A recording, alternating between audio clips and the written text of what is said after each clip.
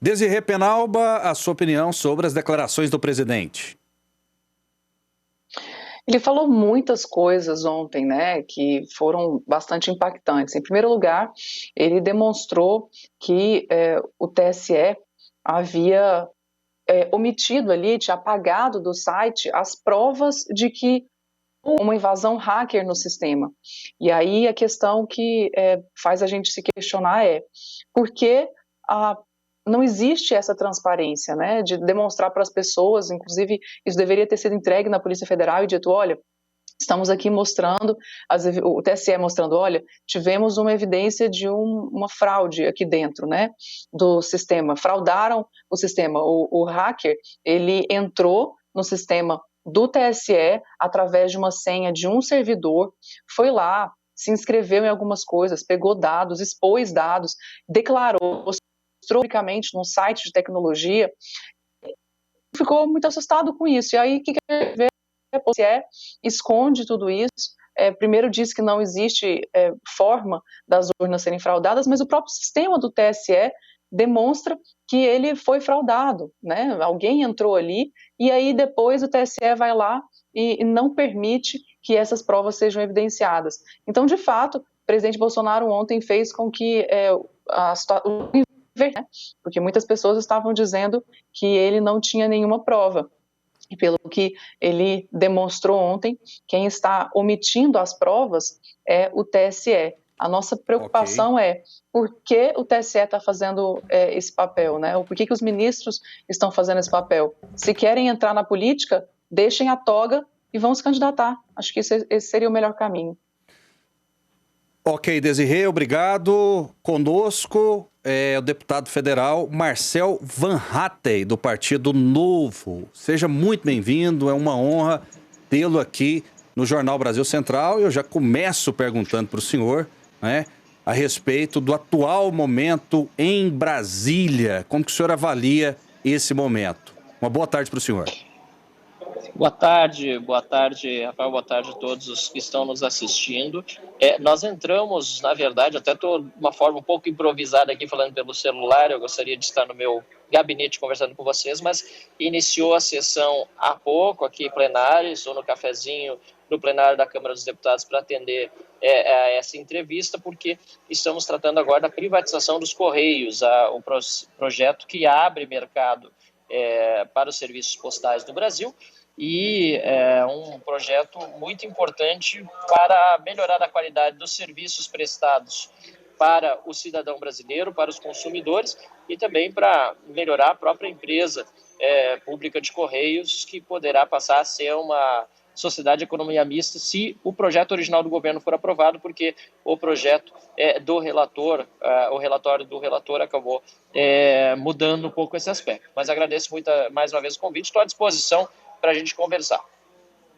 Deputado, qual que é a avaliação que o senhor faz? Daqui a pouco terão perguntas também da Desirê Penalba, do Jean Paul Lopes, jornalista, Daniel Santana aqui também conosco, mas eu queria que o senhor falasse também sobre a CPI da Covid-19. Qual que é a avaliação que o senhor faz? É uma CPI apenas política? É uma CPI técnica?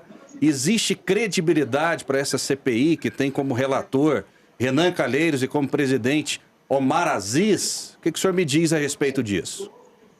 Você começou com os dois, terminou a pergunta, né, com os dois principais problemas dessa CPI para que ela tenha credibilidade, né, os multiprocessados Renan Calheiros como relator e o presidente Omar Aziz. Então, infelizmente, como grande parte das CPIs, a CPI da Covid ela acaba se tornando muito mais um palanque político, né, do que um instrumento de investigação sério.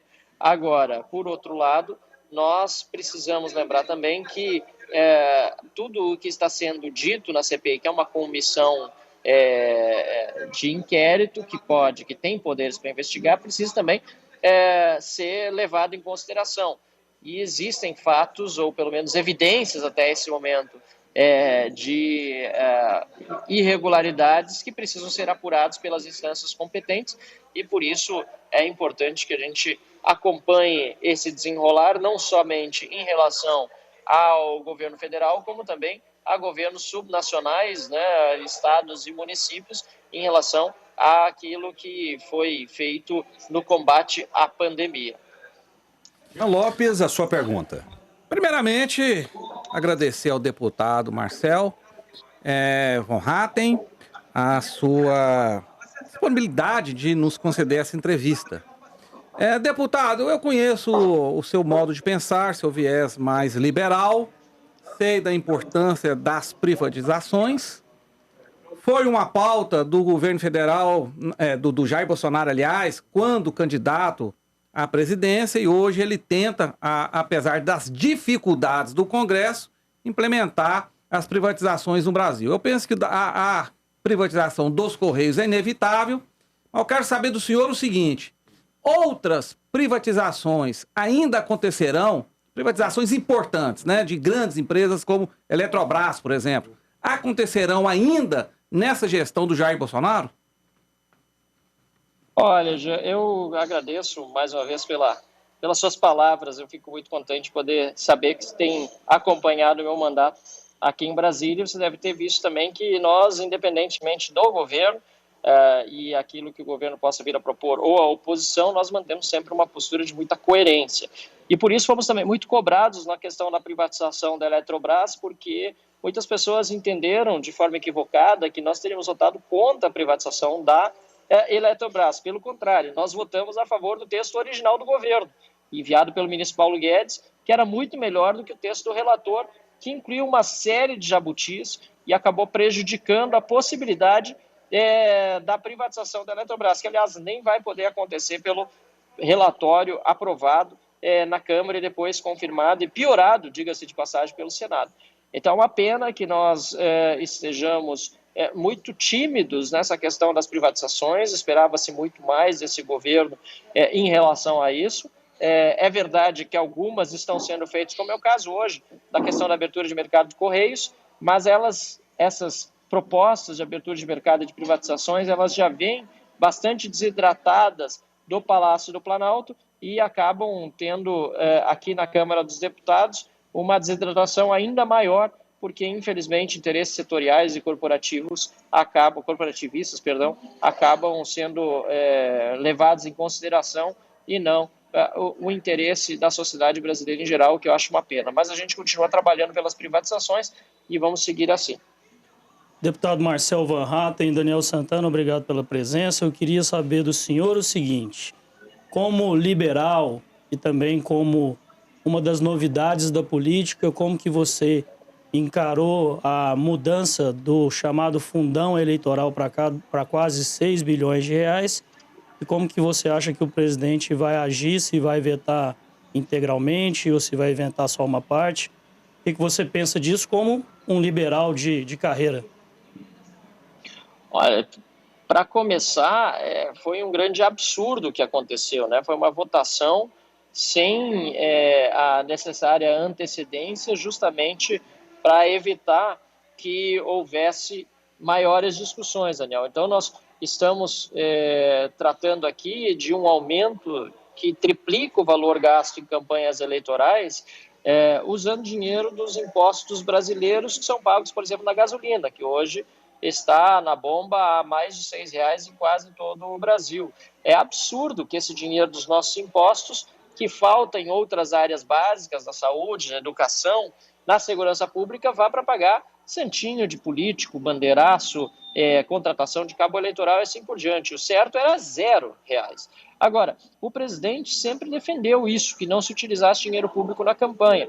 A prática, infelizmente, não tem se confirmado, pelo menos na primeira vez em que ele já sancionou o fundão lá atrás, para as eleições do ano passado, e agora ele tem a oportunidade de retomar o discurso de campanha vetando, mas a única saída é vetar integralmente. Não existe outra saída, como dito pelo próprio presidente, de vetar e mandar de volta 4 bilhões, a não ser que ele mande realmente num novo PLN.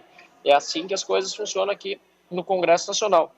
Até porque o excesso, que aqui o próprio presidente se refere, o excesso ele é em relação aos 2 bilhões da campanha eleitoral passada. Não houve inflação no Brasil para justificar de 2 para 4 bilhões de reais, o aumento ainda que não chegue-se aos 5,7 bilhões. Então nós vamos trabalhar muito para que seja vetado integralmente e esse dinheiro do fundo, ele sinceramente não deveria sequer existir. Eu sou um exemplo e tantos outros, inclusive do Partido Novo. Exato, é o que eu ia dizer. Não utilizei um centavo desse dinheiro na minha campanha passada. O Novo não utiliza para as campanhas eleitorais dinheiro público para fazer campanha.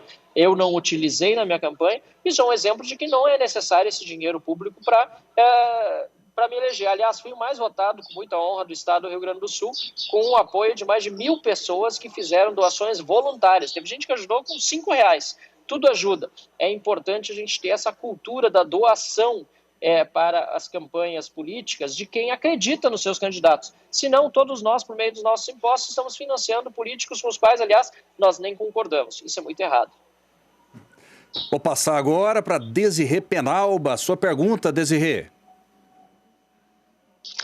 Boa tarde, Marcel. Muito feliz em tê-lo aqui conosco. Parabenizo também pela sua atuação aí. E a questão que eu quero te perguntar é com relação, obviamente, eu já vi aqui nas suas redes sociais que o senhor já disse que a forma com que o presidente Bolsonaro tem desenvolvido, né, essa articulação pelo voto impresso, do seu ponto de vista, tem sido um pouco equivocada, tendo em vista o fato dele colocar em xeque as eleições, o processo eleitoral, né? 2018 e tudo mais. No entanto, o senhor sempre se coloca favorável ao voto impresso. Então, minha pergunta para o senhor tendo em vista toda essa discussão, essa polêmica, inclusive recentemente a quantidade de brasileiros que foram às ruas, com relação a essa aprovação, as pessoas estão aí no Congresso mais motivadas a aprovar o voto impresso, tendo em vista até toda essa mobilização popular? Olha, Desirê, eu não vou tapar o sol com a peneira. Infelizmente, o voto impresso, o que tudo indica, será arquivado na comissão especial. Inclusive, muitas pessoas têm, corretamente, porque a pressão é necessária, válida e importante, têm me pressionado a votar favoravelmente pelas minhas redes. Mas eu tenho dito, eu sempre fui favorável, vou me posicionar favoravelmente, votar favoravelmente se chegar a ter essa oportunidade, mas não concordo com a forma como esse assunto está sendo tratado, nem com a estratégia, que deveria ser para pressionar, não a mim, que já disse que sou favorável, mas aqueles que são do Centrão, que hoje integram a base do governo e são filiados aos partidos que fecharam um acordo, que é muito estranho, para dizer o mínimo, com os ministros do Supremo Tribunal Federal e do TSE contra o voto impresso. Essas cortes não deveriam se imiscuir em política. Aliás, já erraram lá atrás o STF, quando foi contrário à aprovação do voto impresso que havia sido sacramentada no Congresso Nacional. Agora, essa discussão ela não está indo num bom caminho e realmente o presidente da República e também o ministro Luiz Roberto Barroso, ambos, têm contaminado ela num espírito de polarização que é desnecessário. Porque, de um lado, a gente vê o presidente dizendo que houve fraudes ou que haverá fraudes na próxima eleição, quando isso vai contra o próprio argumento de quem é a favor do voto auditável de forma independente, porque não há como provar que houve fraude na eleição passada, assim como não há como dizer categoricamente que haverá na eleição seguinte, justamente porque o voto hoje não é auditável de forma independente. O TSE pode dizer o que quiser, os seus técnicos, que o voto é auditável, mas é apenas por eles mesmos, o que é o grande problema nessa discussão.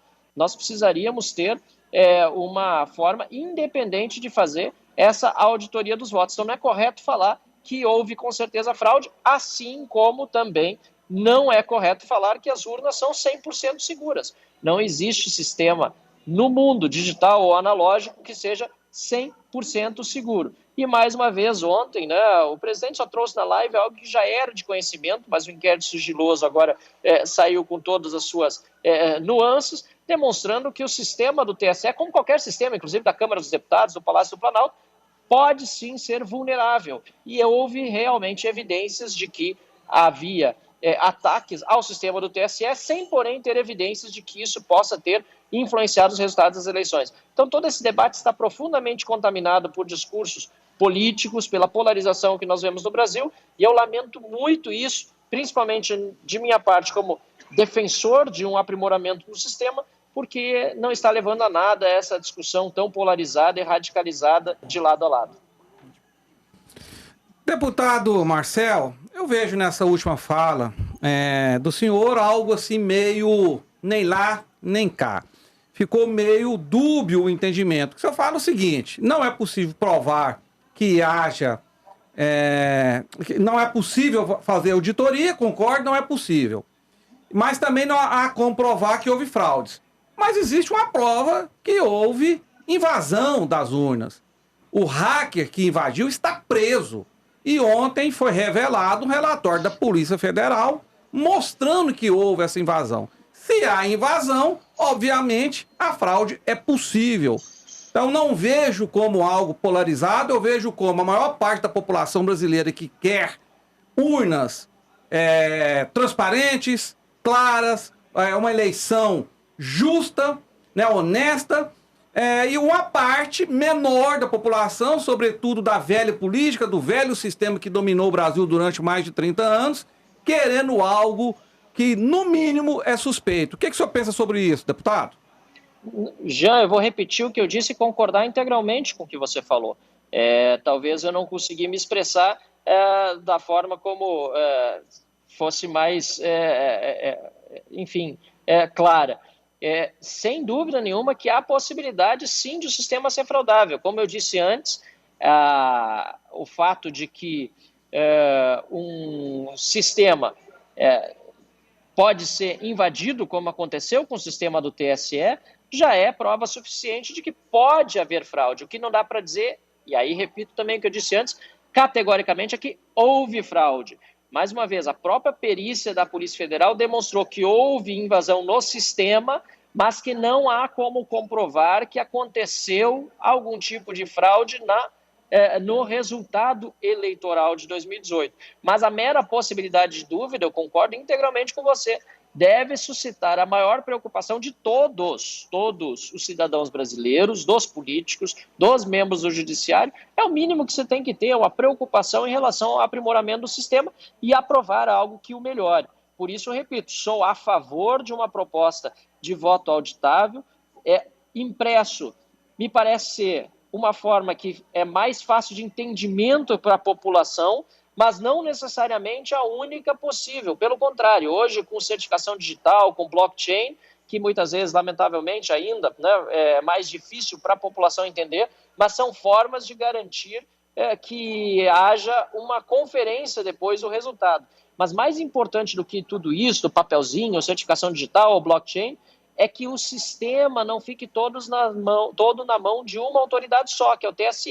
E o Luiz Felipe de Orleans e Bragança teve uma proposta muito interessante de emenda à Constituição, justamente descentralizando o poder, retirando parte dos poderes do TSE nesse caso e passando para uma nova autarquia, assim podendo haver uma auditoria realmente independente do resultado. Eu acho que isso precisa realmente estar muito claro nesse debate. Deputado, a gente está caminhando para o finalzinho da entrevista, mas sempre que eu entrevisto aqui personalidades da política, né, autoridades, eu faço o quadro em uma palavra. Vamos lá então, deputado, em uma palavra? Vamos lá, vamos ver se eu tenho condição de responder. Vamos lá. Em uma palavra, Jair Bolsonaro. Presidente. Lula. Ex-presidente presidiário. FHC. PSDB. José Sarney.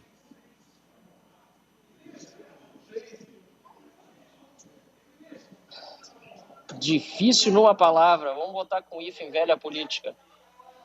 Ciro Gomes. Coronel. Sérgio Moro.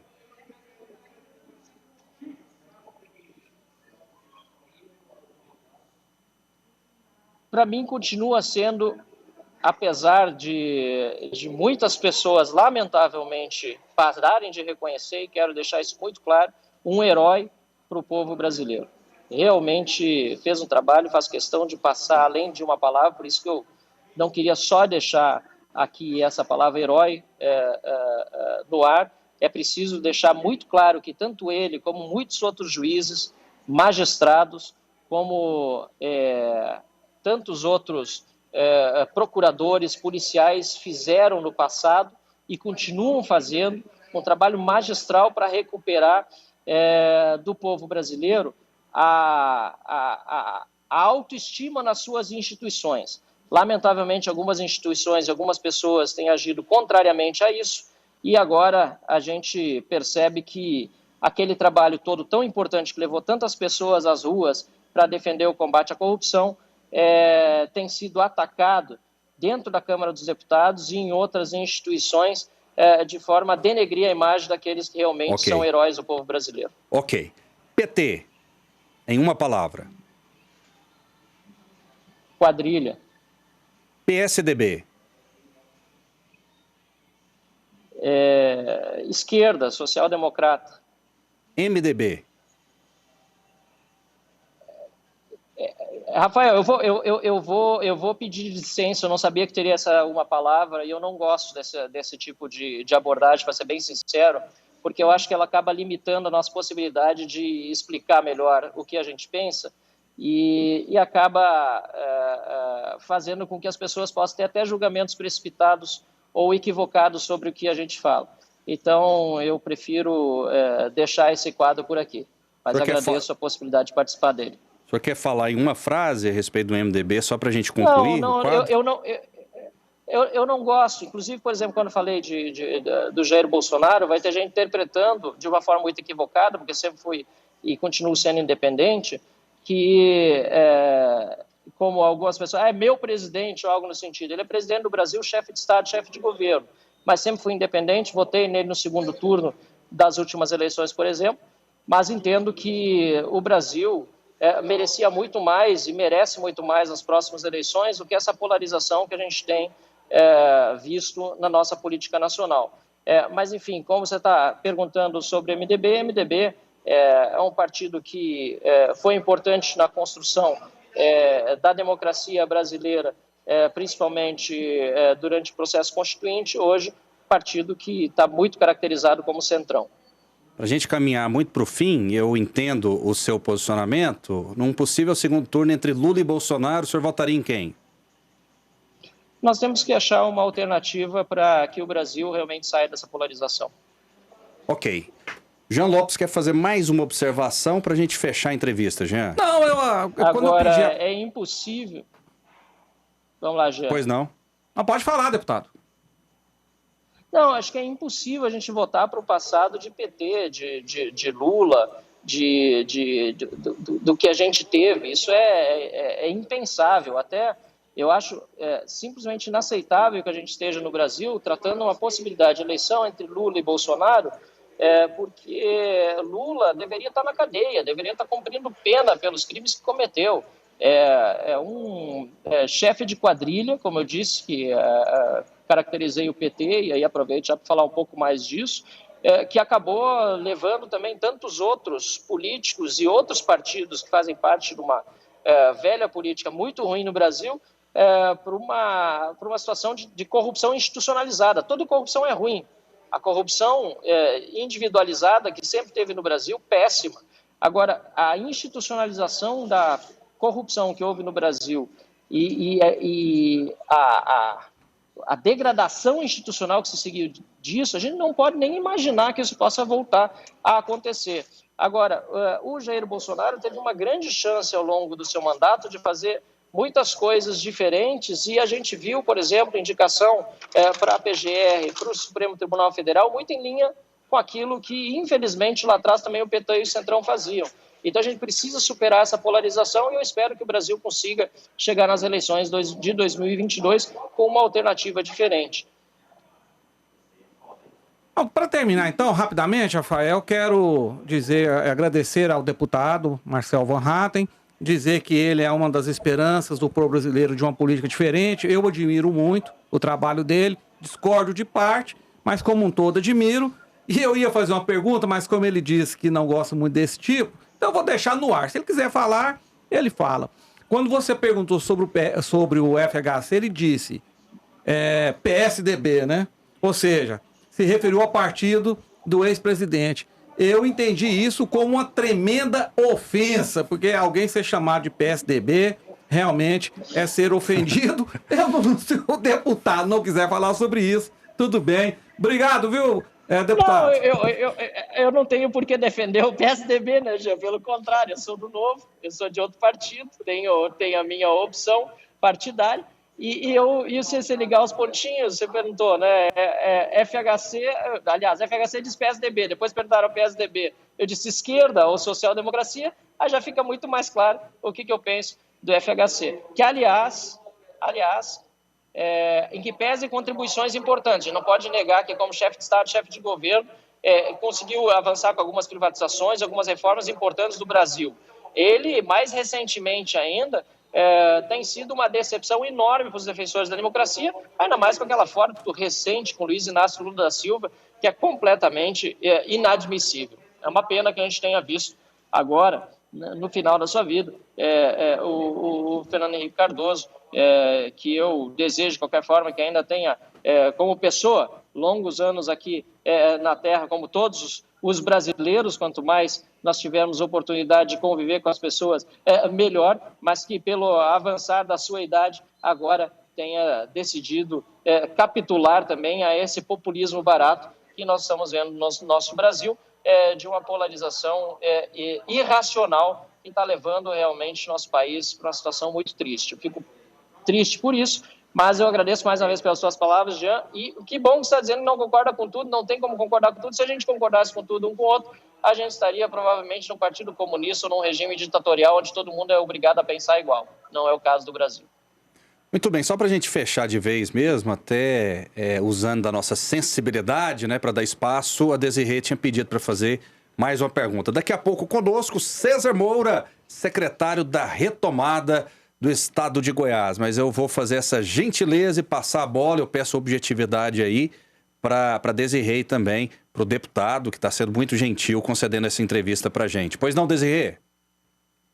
Opa, então vamos lá. A minha pergunta, Marcelo, é com relação à fala do relator da CPI, Calheiros. Ele disse ontem, eu sou o relator da CPI, eu posso produzir prova.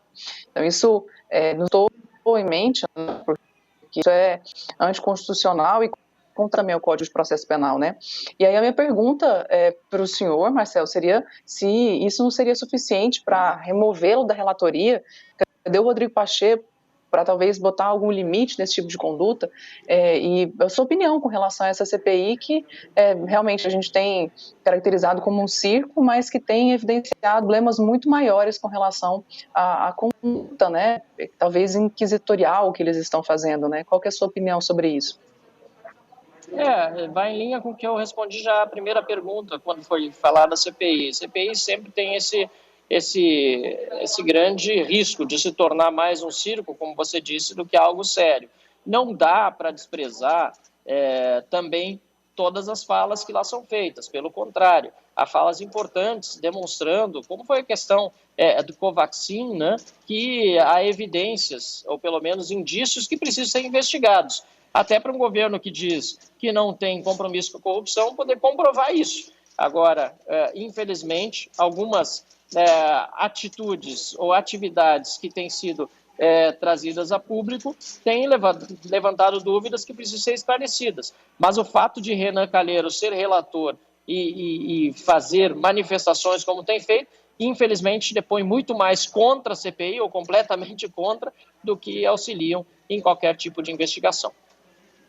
Muito bem. Deputado, muito obrigado pela sua participação, pela gentileza. Eu entendo o seu posicionamento, mas em uma palavra eu faria para o senhor mais as seguintes perguntas.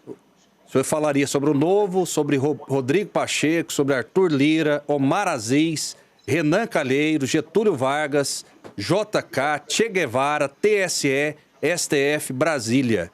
E como que o senhor se definiria em uma palavra? Mas enfim, né? O Alexandre Garcia não correu da raia, ele já esteve comigo nesse quadro. O governador Ronaldo Caiado também e tantas outras pessoas. O senhor não quis se comprometer, eu entendo perfeitamente o seu posicionamento. Muito obrigado pela sua participação. Imagina, eu agradeço, Rafael. Não é uma questão de não me comprometer, é uma questão de estilo e de transparência com as pessoas. E eu sempre que faço entrevistas, eu pergunto normalmente o roteiro, deve ter sido equívoco meu, e a assessoria normalmente traz, e já houve esse quadro com outros programas, e normalmente antecipadamente eu digo, eu prefiro substituir ele por perguntas que trazem mais informação completa, até porque outros interlocutores podem entender equivocadamente quando se diz uma palavra só, e aí é uma questão de estilo e de preferência, cada um tem a sua, e eu respeito muito e admiro também a sua e o seu trabalho como um jornalista independente. Parabéns pelo programa, obrigado pelo convite e conte comigo para próximas oportunidades. Estou à disposição sempre. Muito obrigado, contaremos sim, com toda certeza. Conosco agora,